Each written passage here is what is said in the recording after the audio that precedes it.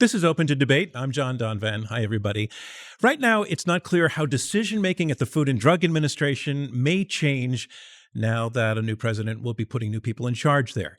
This is something that's going to be closely watched by people who want to legitimize the use of psychedelic drugs as medications for conditions like depression and PTSD. Consider drugs like LSD and MDMA, also known as ecstasy, or psilocybin, also known as magic mushrooms.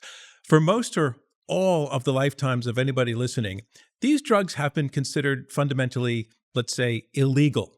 They've been categorized under Schedule 1 of the 1970 Controlled Substances Act, which makes them basically illegal to manufacture or to sell or to use, and that defines drugs like these as having currently no accepted medical use. That's a quote. Well, the FDA recently was asked to reconsider this and to reclassify MDMA out of Schedule 1 and to make it available as part of a medical treatment for PTSD in combination with traditional methods of therapy. The FDA looked at this, and a few months back it said no, but go back and study it more, which may sound to some like, not yet, maybe, we want to know more. And that this left the door open to further reconsideration, pending more data, represents a potentially huge shift in what we might recognize these kinds of drugs to represent. And that excites some people, and it deeply concerns others. And that is the divide we're going to debate across in this episode, in the understanding, again, that we don't know what change might be coming with new people in charge at the FDA. The question in front of us for this episode is, psychedelics for mental health, help or hype? So let's meet our two debaters. Arguing that psychedelics can help mental health outcomes, I want to welcome Ismail Ali, who is the Director of Policy and Advocacy at the Multidisciplinary Association of Psychedelic Studies, also known as MAPS. I'm saying that because you're going to hear the term MAPS a lot, I think. Ismail, thanks so much for joining us on Open to Debate. It's great to have you here. So glad to be here. Thank you for the invitation. The name is it got a lot of syllables, so MAPS is good. Okay, thanks. Let's keep it with MAPS. And here to take the other side of the argument and make the case that the use of psychedelics for mental health is mostly hype, I want to welcome Kevin Sabet. He's a former three-time White House Office of National Drug Control Policy Advisor, a fellow at Yale, a columnist at Newsweek, president and co-founder of Smart Approaches to Marijuana, and a former debater on Open to Debate. So, Kevin, I want to say welcome back to the program. Thanks for joining us. Thanks for having me back, John. So let's move on to our opening statements. And in opening statements, you each get to make your case uninterrupted by the other side. You get 4 minutes each, up to 4 minutes each. Ismail, you are up first. You are arguing on the question of whether psychedelics for mental health are help or hype. You lean very much towards help. Please tell us why. Let's get to it. All right. First off, I want to say I'm really grateful to be invited to have this conversation where I hope we and the audience can better understand and guide the movement toward better mental health treatment solutions, which I'm sure we all agree with. I want to start by recognizing what you said, that FDA didn't say no, it said not yet. And I think that's an important distinction. So when we're looking at the question today, whether or not psychedelics should be legalized for the treatment of mental health based on currently available evidence, my answer is yes. Evidence demonstrates that psychedelics can help mental health and they should be legalized. So I want to start by noting that legalization is a broad term that does not have a single definition. And today I'm defining it to mean regulation through some sort of reasonable controls. So when I'm talking about legalizing psychedelics for mental health, I'm talking about psychedelic therapy, psychedelics paired with supported services like screening, preparation, facilitation, and integration, or something along those lines, which can look different in different jurisdictions and different places. As I'm sure everyone here knows, we're having this conversation in the shadow of a serious crisis. Americans today are becoming aware of the massive gap in mental health care solutions. The sort of good news is that over the last decade, stigma around PTSD, depression, anxiety, substance use disorders, and other diagnoses has eroded, which has revealed the scope of the problem. However, it's also showed how people are tired and underserved by the status quo. And with that awareness has come an urgency that current solutions are not sufficient and novel ones need to be explored. A lot has happened in the last few years. Actual legalization in multiple states. We've got data starting to come back from the state of Oregon, which legalized adult use of psilocybin in supported specific contexts in 2020, and one in Colorado on the verge of launching. They're just finalizing their rulemaking. An FDA review, as you mentioned, asked Lycos for more data and a review of existing data, but multiple more drugs have been granted breakthrough therapy status by the FDA in the last few years. And of course, investment and interest from multiple federal agencies, including the NIH, the VA, DoD, SAMHSA, and others, as well as dozens of state task forces, university appropriations, small pilots, and more have popped up across the country in different states. The status quo, criminalization is failing millions of people. So is it any surprise that many of those people look outside of the current legal medical paradigm for relief and care that is unavailable through existing Western models of healthcare? Now, psychedelics are not a silver bullet, and responsible beneficial use of psychedelics requires some infrastructure. For people across the world that have used psychedelics in traditional contexts throughout history, that looks like cultural training, ceremonial practice, and multi-generational apprenticeship. Of course, those mechanisms should be protected and permitted. For us here in the West, though, and in the global North, we can't just wave a magic wand and make everyone culturally attuned. We don't live in that world right now. So we need some sort of scaffolding, like responsible regulation, which is only possible through legalization. Without that, we end up in the situation we have now, essentially a free-for-all where the blunt instrument of criminal enforcement fails to actually steer people towards safer or more responsible use, which requires people to fend for themselves. So taking the no position requires people to do that on their own in a completely unregulated environment, where criminalization increases risks, which include at least adulteration of the drugs, irresponsible claims, inconsistent education, and stigma that prevents people from seeking help when they need it. Responsible regulation reduces those risks, reduces adulteration, puts guardrails on the inconsistent and, yes, overhyped claims of the underground inherent in an unregulated economy. Bringing use out of those criminalized contexts allows for the creation of preventative measures and emergency support that catches people that falls through the gaps in the criminalized environment. Oregon's program, and really any that we create, will have flaws. However, we can't let the perfect be the enemy of progress. And what an opportunity to live in a country where different states can experiment with different paradigms and teach each other how to be even more responsible over time. This evidence, plus the momentum building among veterans, traditional healers, survivors, and people around the country, in the context of centuries or millennia of use, tells us that it is possible to create regulatory environments that steer people toward responsible use. Thank you. Thank you very much, Ismail. Kevin, you're taking the other side. You disagree. You believe that psychedelics mental health is mostly or potentially all hype. You have 4 minutes, please, to make your case. Thanks, John. Appreciate it. Really happy to be back. It's interesting. This is called open to debate, but the issue is, the science isn't really open to debate. We can't really debate whether something is approved or not scientifically. We can discuss whether something should be, pursued. And let me be very clear. There might be potential with some psychedelics, but right now it is hype. Right now, there are some very, very concerning signs about what's going on and what this movement is really about. Namely, first of all, the FDA did reject. They actually said no.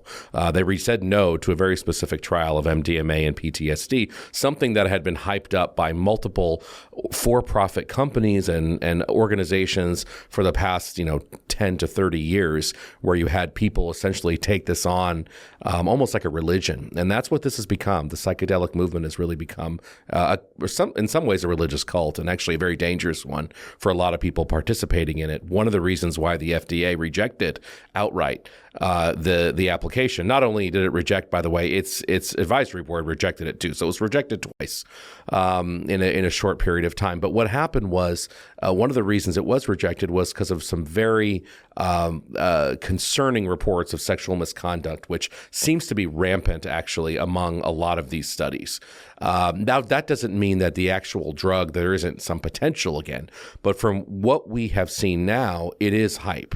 The sexual misconduct runs deep, it's broad, and it actually led to 3 big papers being retracted in one of the foremost journals in the country, which actually looked at this and looked at efficacy and showed efficacy, but the journal did retract those 3 papers after the FDA rejection. So, of course, when the FDA rejects something, that it never fully closes the door. It just says, we're saying no to what you've presented now. There's no law against, redoing studies and doing them in the right way, and also doing them in a way that actually could be therapeutic, and resubmitting that application. And again, no one's against that. Science needs to be determined not by popular vote, which unfortunately a lot of people have tried to actually have people vote on the science, which I don't think is helpful.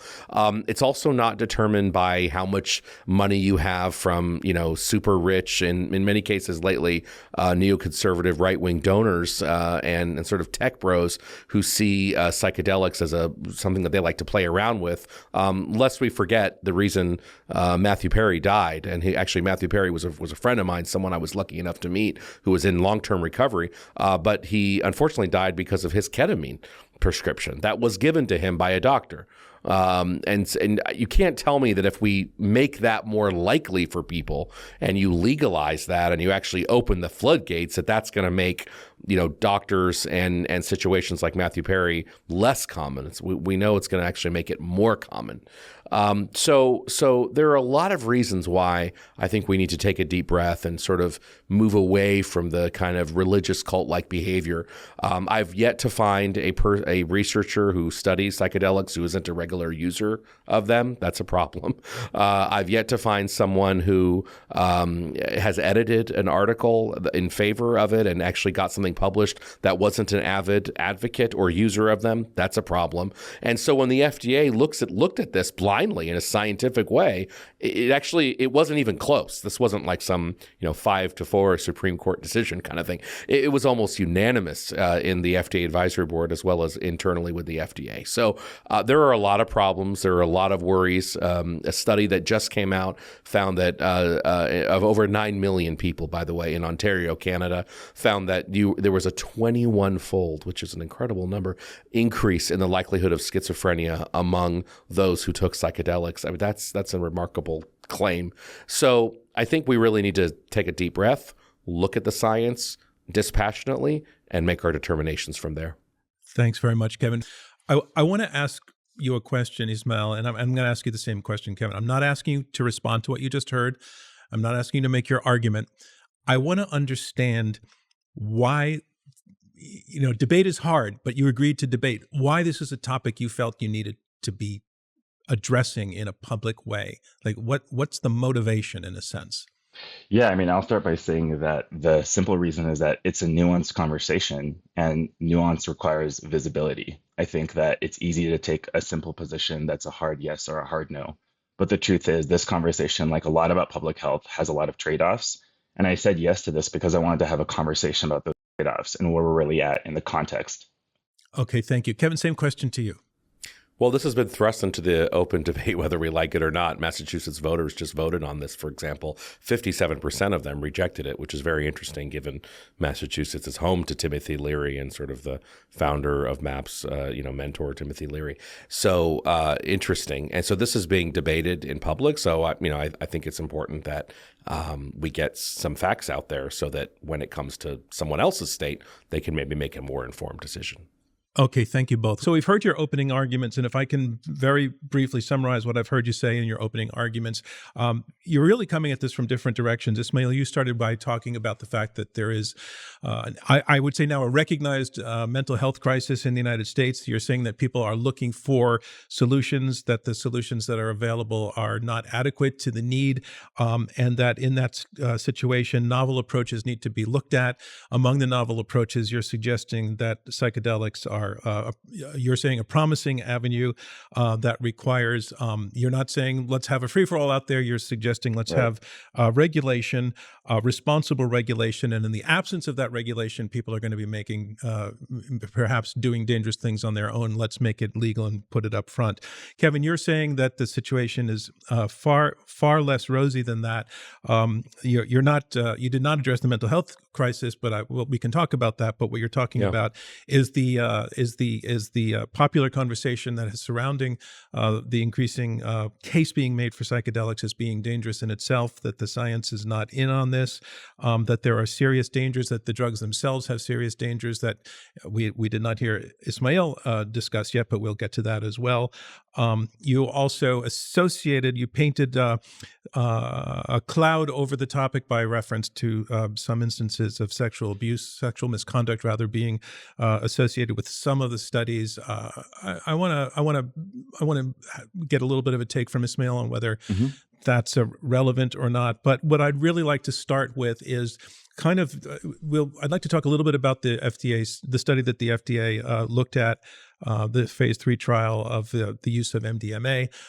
But start with kind of the claims that would have been made just from the beginning of this, Ismail, of that the use of MDMA as a treatment for PTSD did any good at all. What is the case that it actually helped, and who were the people that it was being tested on? Sure. So there were multiple trials in which MDMA-assisted therapy was looked at for the treatment of PTSD. A few hundred people have gone through phase 2 and phase 3 trials. In the phase 3 trials, it showed that in some studies, 67% of the people no longer qualified for PTSD after going through it. And in a follow-up, there was a significant number, over half again, that were able to make it through without continuing to have symptoms of PTSD. Those trials included a few different kinds of people. A number of them were veterans, and a number of them were survivors of physical or sexual assault. And that looked at people across gender, across age, across race over the course of a few years. And I'll start by saying that that's the range of people that were looked at in that first round of studies. So, as I understand it, in those studies, each of the tests, can I use the term test subject? I'm not sure if that's You can use the acceptable terminology. Subject or participant is probably the best word. Participant. Is All probably right. the best Thank word, you. yeah. I just want to be respectful of that. Sure thing. The participants had 3 sessions of lasting up to 8 hours of interaction with the therapist and administration of either MDMA or a placebo. Right. One or the other, and that you're saying that the results were very promising, that there was, again, I don't know if the term cure is appropriate, but that their symptoms were lessened significantly. And so for you, those are the grounds for having had hope that the FDA would approve the use of MDMA as a medication in this process. Do I have that correct? Yeah, and I'd clarify that the term rejection has been thrown around a lot, and I do think it's important to note that nobody has the complete response letter from FDA, so Kevin and nobody except for the people at Lykos know exactly why it was rejected, or at least for now, ask for more data. Yeah. And please, can you clarify your connection to Lykos? I think you should just have as much disclosure absolutely. as possible. Yes, absolutely. So MAPS is a nonprofit that founded the public benefit corporation MAPS PBC in 2014. And earlier this year, that organization went independent, brought in outside investors, and now MAPS is a part owner of Lykos, which is the organization in question. And I would like to note that while we can talk about MDMA, this conversation is about psychedelic therapy in general, which includes other substances and other contexts as well. Yeah, I intend to do that. It's just that we have the FDA case in front of us. Of course.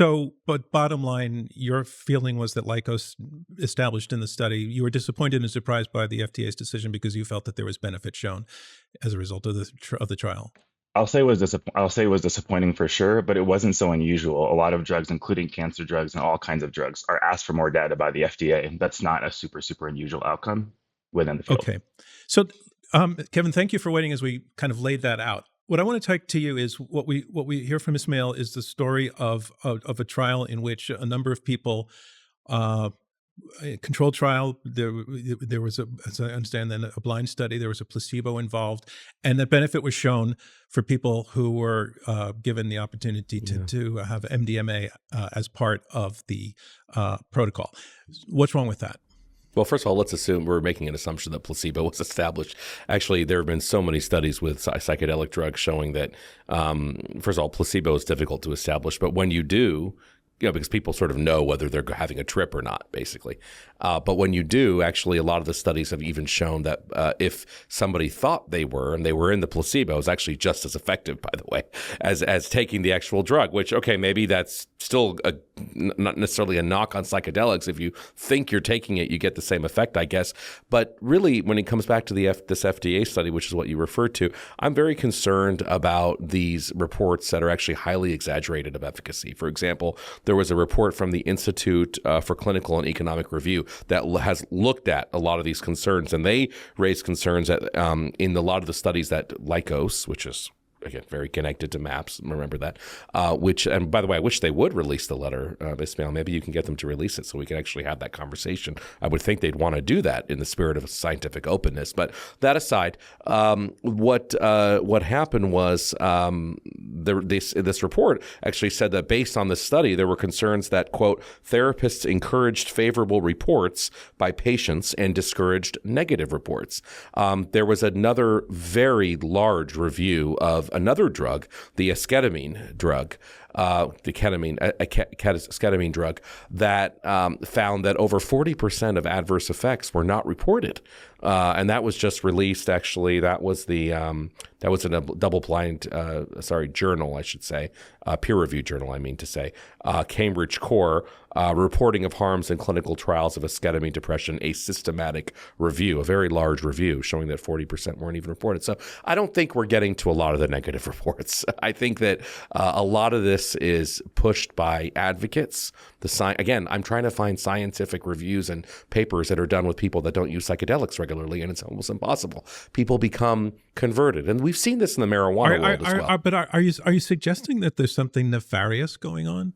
Yes, I'm suggesting that a lot of these studies, not by Ismail necessarily, I'm not saying that, but I'm saying that a lot of these studies, absolutely, if you define nefarious as not reporting a lot of the downsides, when scientists... By nefarious, I mean deliberately dishonest? I think deliberately so. deceiving? I think there is some... Oh, absolutely. Why? Because these companies have had to invest hundreds of millions. I mean, people don't realize the money behind this. I know, but that would be true of any pharmaceutical company. No, well, absolutely. No, Exactly. sure. Yeah, but two wrongs don't make a right. That's not a reason why we would go forward with it. But the money that's in this, what I'm saying is, yes, there's money all around. Right. And you need money for studies. Let me be very clear. All right. Money is needed for studies. I have to jump in because as a rule, we try to discourage an ad hominem argument. No ad hominem. I want to... If you're saying it's ad hominem, I'll take your word that it's not. But I want to take it to you, Ismail. Is your organization involved in dishonest science, as the case I think is being made by your opponent here? No. The reality is that the FDA is new to reviewing psychedelic drugs, which in the case of the modern context often involve therapy or some sort of supported services. And that is a new context. And the FDA and federal agencies are also learning as they go. So I would say that the explanation for the shifts is that there were norms established in 2015, 2017, 2019, when these studies were started and established, that as the FDA, like us, like the states, have gotten more information, have also adapted over time and refined over time. Yeah. Let me just, John, what I was reporting on is what... Yeah, please. Yeah, it's what third party, not me. It's not like I'm not saying that, I did a review and I found that people were dishonest. Third parties, many of whom have been published in peer-reviewed journals, their findings, like the Ketamine studies, are finding that there is for some of these studies, there is a push to not report negative outcomes. That's just a fact in these peer-reviewed articles. Happy to share them after this to the listeners. And I just think that's something we should keep in mind. I don't think Johnson & Johnson would and Janssen would include ketamine as a psychedelic drug. So I do feel like that's actually in a different category as a dissociative anesthetic that's used as a mental health indication. Okay.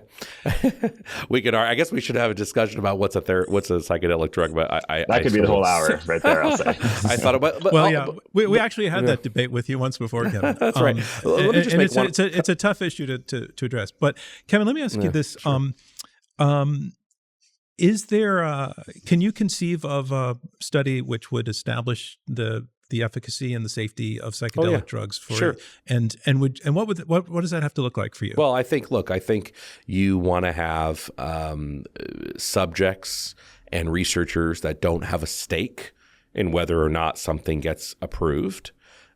You want to try and establish that being able to do a double-blind study, which is somewhat difficult. I think the FDA is going to be putting out, if they haven't already given it to Lykos, again, we don't know. I wish we would know. But if they haven't already given these to Lykos, they will be releasing some kind of clinical guidelines for doing research. I'm not saying that by definition. Yeah. Okay, good. So I'm not saying by definition all research is wrong. Of course not. I'm saying that what's out there right now and what you see is often promoted by very long time advocates of these drugs that where this has become a personal crusade. And again, don't take my word for it. I'll refer your listeners or viewers to the Business Week article, which did a whole profile of the founder of MAPS about some of their practice. People should just know that. I just wanted to establish. So you are open to a world in which, of course, it's these compounds can be used We all want more in therapy options. So, Ismail, I want to take back to you something that Kevin brought up in the beginning, is that we know that there are episodes and instances of people with all kinds of narcotic drugs and other kinds of psychedelic drugs as well, that they're individuals for whom they cause harm.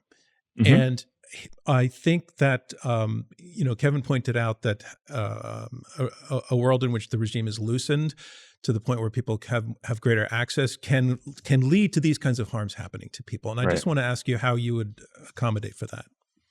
Well, I would say that we are in the loosest possible environment right now. Criminalization is pretty loose. We think that the act of enforcement actually keeps things tight. But evidence shows otherwise. Drug use of all kinds of drugs has only increased and gotten worse and more risky over the last 30, 40 years. So I'm definitely not saying that regulation means loosening. And in fact, I'm saying the opposite, that regulation would allow more visibility to the pieces of this issue that actually kind of have the biggest points of risk. I agree completely. Psychedelics, like any drug, come with risks, and that regulation would allow those risks to be better managed with more visibility, more oversight, more accountability, more responsibility, and so on.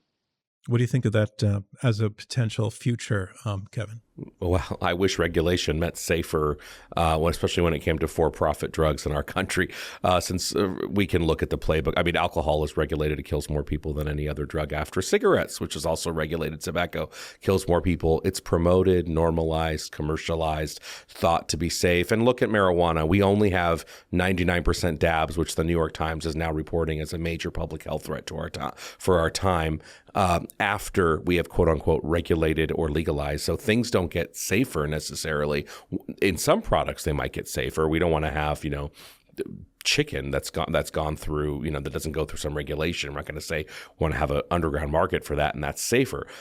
In theory, you could, I could see, one making that argument, but I think in practice that doesn't happen. Also, nobody's criminalizing these drugs. Nobody's in prison. Let's be honest. For mushrooms, I mean, this isn't like 1961 in like South Texas. Nobody is in prison for these. There's the idea that we're criminalizing people. There's research going on. There's a very one of the most successful companies out there, Lycos, one of the most successful nonprofits, MAPS, openly buying, openly using, openly promoting, openly normalizing, openly not drug testing at the workplace. So these things are not criminalized. Now you could say they're not legalized. I understand. Yes, technically they're not legalized, saying, right? But yeah, they're not criminalized. No one's also just to say, dabs were definitely around before the legal regulated cannabis environment. Just want to be clear about that. Yeah, but the level that we're seeing, and we never had the gummies, we never had the ice creams, we never had these mass market. Maybe not in your circles, Kevin, but I'll say the underground, because of the fact that people have been looking for other solutions, has gotten very sophisticated, and it has gotten kind of runaway because there hasn't been any visibility on the claims made, on the fact that the packaging is this or that. And that's what I'm saying, is that regulation can control that. It can, and just in this country, when it comes to drugs, I don't see it happening. Yeah. Ismail, in your view, is the avenue towards decriminalization onto legalization pursued through the medical route because that's the best way to make the drugs more accessible to people in general, to change the culture around these drugs? Or is your motivation for for addressing mental health primarily because there's really a mental health crisis? Do you understand the question I'm asking? Yeah. I mean, what I'd say is this is a huge conversation, but I think that people are realizing more and more, including within the medical field, that mental health issues are not caused merely by biological chemical causes that can be pharmaceuticalized away. So I do think that in many ways, mental health is a proxy. And I think it's really unfortunate that Kevin brought in this claim that we're a cult. I think the fact that there is this sense that mental health can be bigger than just biology is not an unscientific perspective. Of course, it's one that's informed by like the crisis of isolation, these other things that are not quite there. So I think part of what I'm saying here is that medicalization, the medical framework, allows us to look at some of these issues in a particular evidence-based way. But I think it actually paints the whole picture. Of course, we have a mental health crisis in this country. We have insurers and payers that don't reimburse people for mental illness where they would reimburse them for physical illness. We treat them completely differently, which we shouldn't. We have a suicide epidemic that we're going on right now, especially among our young people. We have multiple crises when it comes to this. So, of course, we need to be looking for solutions. But the idea that folks that are actually if this was a real thing for these crises, we'd be seeing all the national mental illness organizations putting their money and time towards psychedelic research. They're not, because we have more have it over time as it's clear. And yes, as this has become more popular, yes, it has increased in popularity. But we are seeing how we have multiple things that we need to be making sure of. For example, in the next 4 years, to make sure we don't lose Medicaid reimbursement for addictions and mental illness. That's like the top thing we could do if we care about mental illness. To make sure we don't lose ACA, benefits with mental health and substance use disorders. So we have a massive crisis. There's no doubt about it. no one's again. I don't know anybody that would be against research of anything that could be helpful. What we're saying is right now. What I'm saying at least is right now. When I see one of the most prominent journals in the country retract the phase 2 trials of the MDMA study that went on, I mean that tells me that there's something going on here that we need to sniff around and make sure that we're doing the right thing, and that we should tread very lightly when it comes to this area of psychedelics. Not saying that this area is. Why would you make why make the association with sexual misconduct if for no other reason than to discredit the work? I mean, I am discrediting the phase. No, I am discrediting the. But are you saying it's rife through the body of research? I'm saying that there is a growing body of research beyond these trials at FDA. When you look at different studies that have happened, where people are reporting things like sexual misconduct. Really? Which other ones? There was one. Well, there was one very visible case in the phase 2 trials, which is one of the reasons that the retraction happened. That was one case. But I think the idea that the existence of sexual misconduct, which occurs in every single medical field, including therapy without psychedelics, is very unfortunate. And everyone around the field is working to prevent it, do better formats for preparation and vetting and so on. To say that one case discredits all of the research, because you're saying that research is good, but none of the research counts. So I think we got to pick a side here. No, I'm not saying none of the research counts. I'm saying the research that was retracted is something we have to look at why that was retracted and understand. You're painting with a pretty broad brush, but I hear you. But that was the one brush. That was the one brush the FDA had to look at. So again, if we're looking at the FDA side, if we're looking at the non-FDA, and you're talking like you mentioned before, Ismail, with the other drugs, I brought up again, you don't agree that ketamine, okay, but what I'm saying is it's a very new area, and I feel like there are a lot of people with preconceived notions that are that sort of want to sweep a lot of these adverse effects under the rug, because I see it. I think that was true 20 years ago, but I think now it's become professionalized. There's a massive group of people across fields, across universities, all over the country and world. I think the idea that the fact that there were studies that were not kind of informed by 2024's context that started 10, 20 years ago. But what are people doing to make sure that the studies today aren't legitimate? What are people doing to make sure that the doctor that was prescribing Matty Perry ketamine, how do we prevent that from happening? I love this example actually, because that theoretically existed in a semi-gray area context where you have off-label use of ketamine, where there isn't yet that opening for full regulation and oversight of that case. And I think anyone who's looked at that case, who's read the articles, who's seen the text messages, no one would say that occurred in like a legitimate setting. Of course, there were kind of semblances of that, but anyone who looks at those details would see that was happening even outside of the regulatory What I'm context. arguing, though, is that as we legitimize, as we put the cart before the horse, we're going to have more of those bad actors, not less of those bad actors. And I'm not saying... There's no standard of care. There's limited standards of care in ketamine prescription, and more visibility would allow for that to happen. Those are still being developed within even the realm of ketamine, which is a legal drug which is used off-label for mental health indications. Yeah, I just say it's too early. One more time, Kevin, when you portray the community of researchers doing this work as being part of a cult, there's just no question that is a disparaging remark.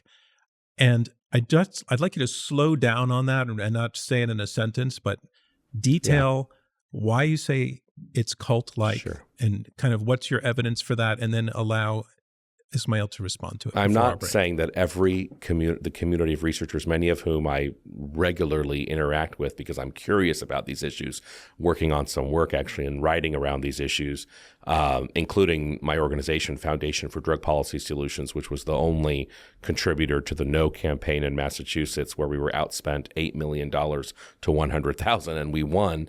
I want to learn more about this in order to be a better person at all of those things. And to learn more about it, I need to be in touch with a lot of the community of these researchers. So I will slow down and back up in case it was misconstrued. I'm not saying that the entire community of researchers is a cult if you're at all interested in these studies. What I'm saying is that we've seen cult-like behavior, blind following of a few big people in this field, who many of whom are not, by the way, publishing papers all the time, or maybe they used to, but instead they're out there raising hundreds of millions, if not billions of dollars from activists to promote a political agenda to allow for the full legalization of these drugs. So that's what I'm saying.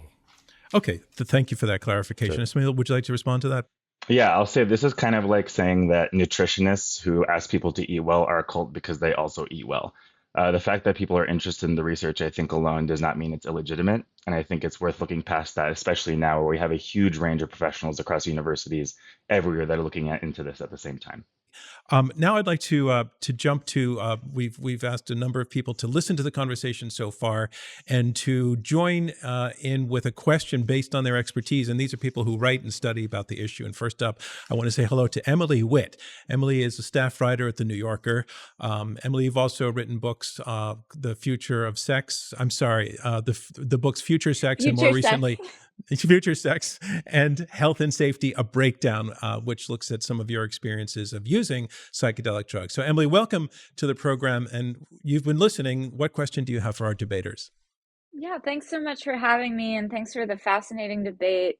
One pathway to psychedelic legalization has been religion and freedom of religion, and millions of Americans have also taken psychedelics in underground settings.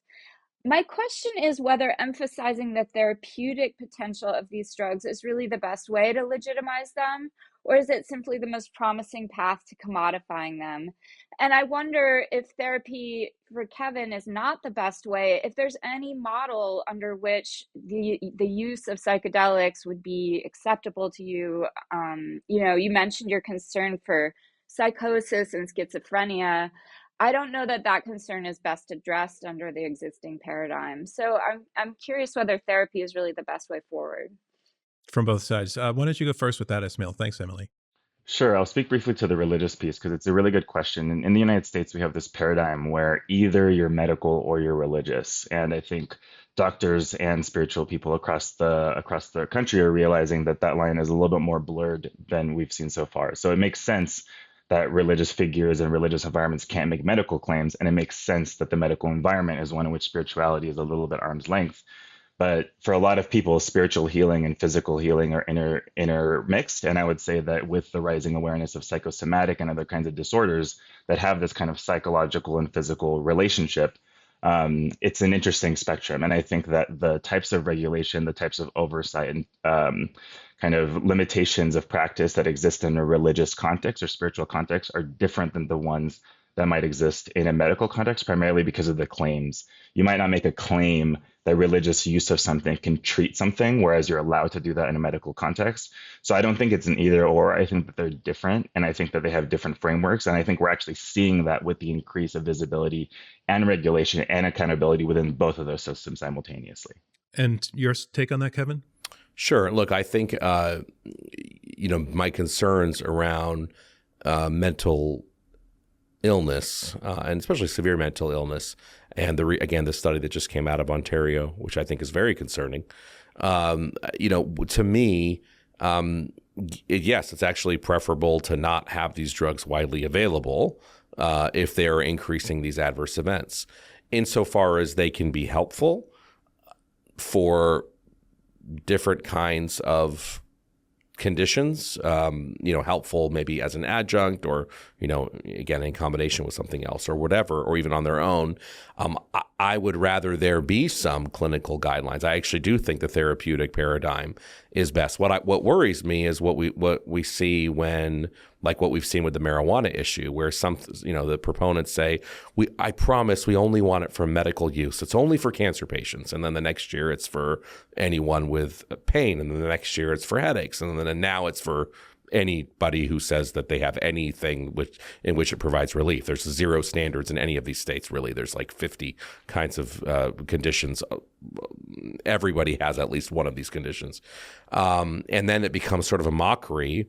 And then from there, the next step is, well, actually, we should just legalize it because that's going to be the best way to regulate it. So it shouldn't just be medicalized. It should also be legalized. So my concern is that a lot of the advocates on the psychedelic side, especially those that are spending money, tens of millions of dollars in different states to legalize them, that they're following this kind of pattern, the same pattern we've seen with marijuana. Whereas I'd rather see a truly therapeutic paradigm where you have oversight, regulation, and you're actually able to sort of have some rules that could be enforced around the use of these drugs. My worry is that by legitimizing them, legalizing them, just like we've seen with marijuana, alcohol, tobacco, that it's very hard to enforce the rules when you have so many different actors out there and you have a government that might be indifferent and have other kinds of priorities.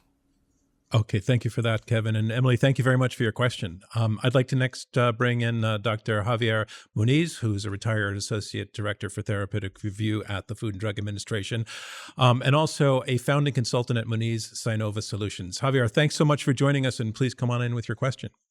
Thank you for having me, and thank you for the debate to both Kevin and Ismail. My question is revolving around, it's for Kevin actually, but it's revolving around what's called breakthrough therapy designation. I'll briefly mention what it is for our listeners.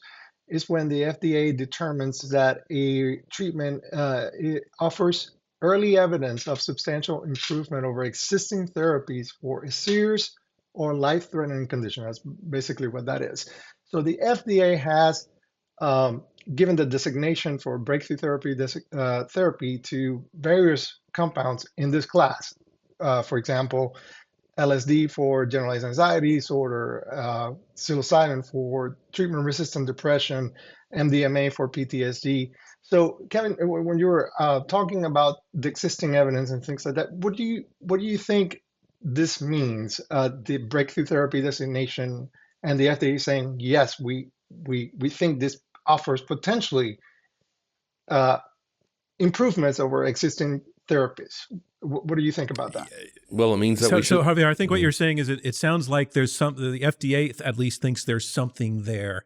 And you're asking if the FDA thinks there's something there, Right. What do you make of that fact? So yeah, please take that on. Yeah, no, it means we should study it, which I think we should. It means we should study it properly. It means that we should make sure there isn't misconduct. It means we should make sure that there aren't conflicts with companies and folks that are intertwined in the research design and protocol. It means that we should make sure that there are safety guardrails, that all participants can feel safe. But, again, just so that folks don't think that I'm just talking about some isolated incident, in the Journal of Psychedelic Medicine about to come out, so I'm sure Ismail has probably seen it. This is ahead of print, but there's a large article called Psychedelic Therapists, Sexual Misconduct, and Other Adverse Experience Among a Sample of Naturalistic Psychedelic Users. I'm not saying that these are studies that you all have been part of and look at all the bad things have happened. I'm just saying in this universe, this seems to be more common, so we have to make sure that things are safe for folks. But of course, we want the FDA to be giving all kinds of drugs, if they deserve it, breakthrough designation. That's a good thing. I don't think that's a bad thing. That's a good thing. But again, I think we need to be responsible. We need to do it right. And clearly, this first go at it wasn't done correctly. It wasn't done up to the standards, despite the breakthrough designation. So it actually shows that breakthrough designation certainly doesn't mean a slam dunk in terms of medication approval, if it shows anything. But of course, it shows that this is potential to study, and I think we should. So Kevin, follow up. Earlier in the debate, you shared your view that the FDA's no is really a no, and Ismail was taking the view that the no is not right now yet. Maybe it can happen. I just want you to go a little bit further in light of what you just said in making the case that the FDA's no was a no. Well, when I go to a grocery store and I ask for some product, like, some meatless burger product that they usually have, and I ask them and they say, no, we don't have any. They might have some in a week. That doesn't mean that but it means right now, for all kinds of reasons, they don't have it. So that's all I'm saying is that it's not like the FDA said, this was a close call and we're really not sure, and let us think about it a little bit more and we'll come back to you. They didn't say that. They said, you have to do a lot of things. And of course, if you think those things are, solved, then come back. Yeah. All right. I hear that. I'm just thinking, because I think it's a little bit of an extension of Javier's question. I want to give Ismail a chance now to comment on what's just been said for the last couple of minutes. Yeah, I'll say that the breakthrough therapy designation is given at a point in the process. It's given, as Javier was saying, when there's a comparative element that can be utilized to see it relative to other treatments. And it's true that the actual outcome of FDA approval has to do with the final process, including the review of the data. And my sense is that this not right now for the first drug that really has any sort that kind of falls within this category to be reviewed by the FDA in this way. And the fact that it's a not right now, can we get some more data? We're still establishing our norms is actually a pretty normal process in the development of a new drug class entirely. I think one of the reasons, and Kevin alluded to this, that the placebo effect is a little bit hard to isolate because of the sort of the sense that if you've been administered MDMA, you're going to know it. And that kind of messes up the notion of whether there's a placebo effect. Do you have a fix for that? Yeah, I mean, what I'll say is I don't think there's a fix for the issue of unblinding. I do think that there's ways that studies can be developed to get a little bit closer to that. But I feel like it's an unrealistic standard to say any drug or any treatment that can't be blinded is suddenly legitimate just by virtue of that fact. If that was true, then devices couldn't get approved. There's other drugs that aren't psychedelics that have dealt with this issue over the last years, and FDA isn't new. And the scientific world isn't new to this world of unblinding. It's just a matter of figuring out like what are the standards and in what context we allow treatment to go forward otherwise. Okay. Javier, thank you so much for joining us with your question. And also, we really appreciated your expertise in explaining what breakthrough means for us as well. Really appreciate it. Yes, sir. I now want to invite Rachel Nuwer into the conversation. And Rachel is a freelance science journalist and author of I Feel Love, MDMA, and the Quest for Connection in a Fractured World. Rachel, welcome to the program, and please come in with your question. Thank you so much for having me. So it seems to me that psychedelic medicine was really overhyped in the media for a couple years back. And now we seem to be entering into a period of almost anti-hype against psychedelics in that some cases this anti-hype is equally overblown and misinformed as the original hype. So I decided to ask this specific question because I've seen evidence of that anti-hype in this conversation through several instances of misinformation that's been cited as fact. So I want to state for the record that what's happened is one well-known instance in the Lykos trials of an egregious sexual misconduct issue in an early phase 2 trial that was reported to authorities and publicly addressed. Since then, however, there's been no other evidence of sexual misconduct in the clinical trials of MDMA. Kevin cited is actually of naturalistic users, which means people who are illegally seeking out this treatment in the underground. They're not controlled. It's not conducted by professionals. It could literally just be like some guy that you know. So the allegations that there's been rampant sexual misconduct, that it runs deep and broad, that Lykos and MAPS is a religious cult, this general air of nefarious activity.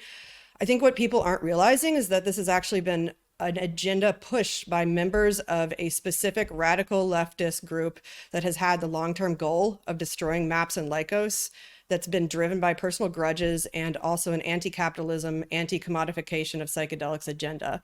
These allegations have just been uncritically accepted because they've been tapping into stigma surrounding these drugs and created a sort of satanic panic type hysteria in the media Rachel, and the public. You're kind of debating one of the debaters, I think. Sorry, okay. And I would prefer.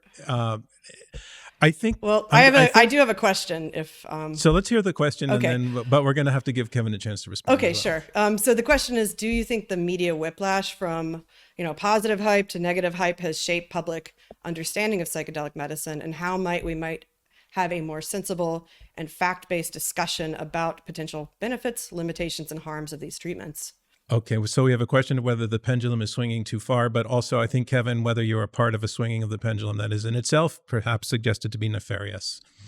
Sure. I don't think the public's paying much attention. No offense to anybody, including myself, who does drug policy, to any of this, to be honest with you, number one. So I'm not sure there's some widespread public change, and public's paying attention to 50 other issues. The psychedelic medicine, just, I got to be honest with you, same as with marijuana policy, frankly, is just not a main one, number one. Number two, if you look at the overall coverage of psychedelics, while maybe there's more balance, or you could call it balance in the recent year or two, the vast majority, I would say, would be much more positive coverage about the with veteran stories, with heart-wrenching stories that we've been reading about. So I wouldn't say that. But what I'm saying, let me go back to this issue of the sexual assault, because I'm not just talking about one study. Again, I'm talking about the fact that this recent review that is published ahead of print online now, with 1,221 participants in it, 8% of whom report sexual misconduct. That's not trivial. So I think but this in a is naturalistic, currently illegal setting, right? Is that, well, do you agree it that's doesn't matter. In a study that naturalistic setting, means? wait. In a study setting, So if in a study it's legal. There's no illegal in a study. You're in a legal It study. depends on the study. It could be you're receiving the it could be drugs. observational.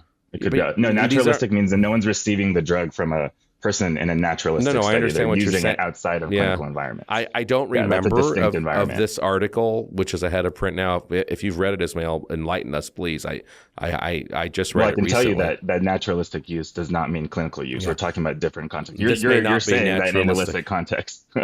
No, I'm saying that among 1,221 study participants, this was a study about what adverse events there were. First of all, there was a lot of interesting other adverse events. You know what? Like 74% frightened, 54% sadness. I want to jump in. I want to jump in on both debaters because we're hitting time and we're in what I think for the general listening public is now a rabbit hole. So, Thanks, John. and I'm not saying it's not legitimate, but I heard in Rachel's question something that I think that I would like to extract. Does the public, Kevin, you said the public's not listening. I'm not so sure about that, but if the public is listening at all, what do you think the public understands about this issue right now? Ismail, I'll let you go first. Like, where is the public's thinking on this? We know that in Massachusetts they were just given the opportunity to legalize certain drugs for medical use, and the public turned it down. That just happened in the recent vote. Right. So where do you think the public is on this? Well, I'll say just two quick things. One, I totally agree we're in a pendulum swing. I think that is a natural place to be for an environment where we have a highly desperate population really seeking solutions. And first, we had this idea, like I said earlier, that psychedelics are a silver bullet. It's very clear, and I think it's become clear that they're not, which I think is a good thing because it's bringing more nuance to the conversation. And I think the public is receiving a lot of different conflicting pieces at the same time, and they're sorting out what was the norm that they had, the kind of post-war on drugs hysteria, and what's the reality. So we're sort of finding, I think, the legitimate, water level, you might say. We're finding the appropriate water level for what information we have and don't have about that right now.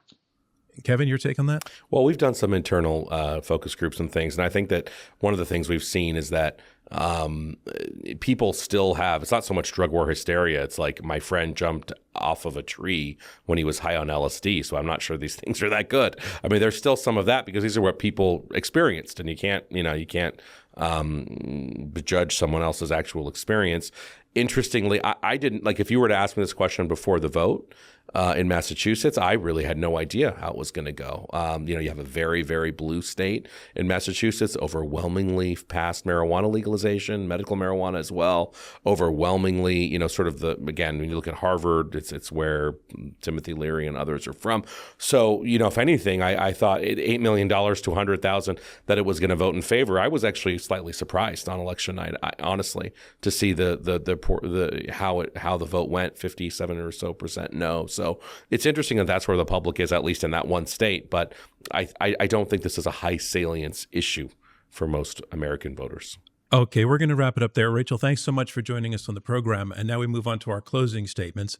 And our closing statements will give each of our debaters their chance to get in their last word on this. And Ismail, you are up first to tell us one last time why you believe psychedelics will help when it comes to mental health. Sure. So I'll say that mental health is a proxy for something bigger. It's a crisis of isolation, runaway economic equality, injustice that causes and maintains poverty and cuts off opportunities, and maybe even some form of spiritual abandonment that severs us from our place in the larger ecosystem. This isn't woo-woo. This is the wisdom that we hear from people and traditions across the globe and throughout history.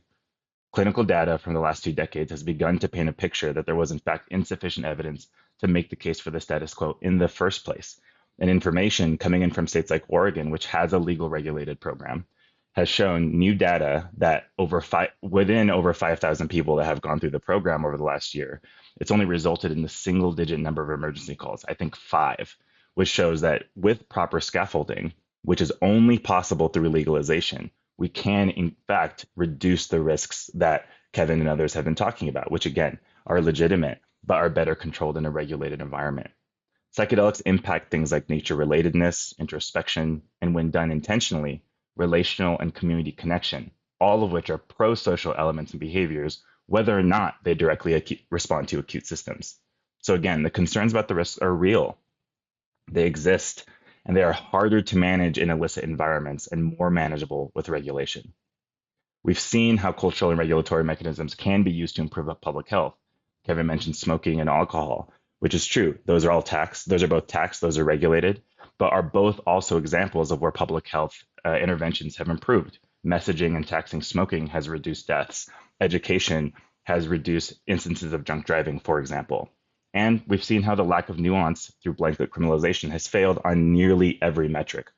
So with this topic today, the details are complex. There are rabbit holes in every direction, it's true. But the reality is simple.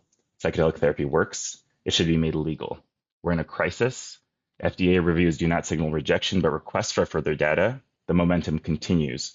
And while current mental health treatments are not novel or sufficiently effective, this modality has moved in the direction of safety, cost effectiveness, efficacy.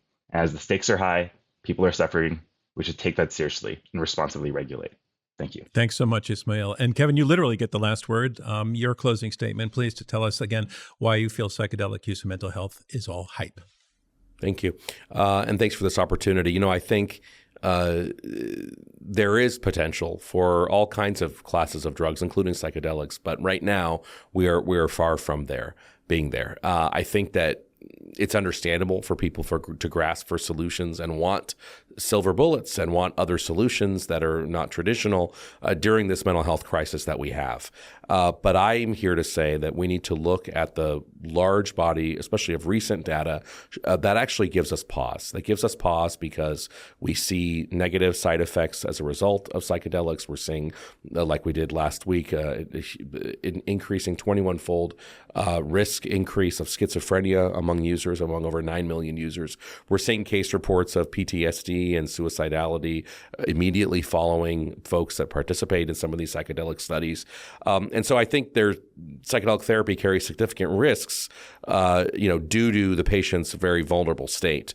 That doesn't mean that there isn't a place for this. I think we need to properly study, not have advocates lead the way, not have people who regularly are using the drug lead the way, but those that actually are looking at this objectively, which there are researchers that are doing that. There are universities doing this research right now, and wait and reserve judgment for that to happen. Right now, there is a well-financed, very well-organized, extremely well on the PR side, group of some researchers, but mainly advocates that are pushing for the legitimization, both for people with, a psychiatric illness, but also those without, for more general use, to legitimize and normalize and popularize the use of psychedelics.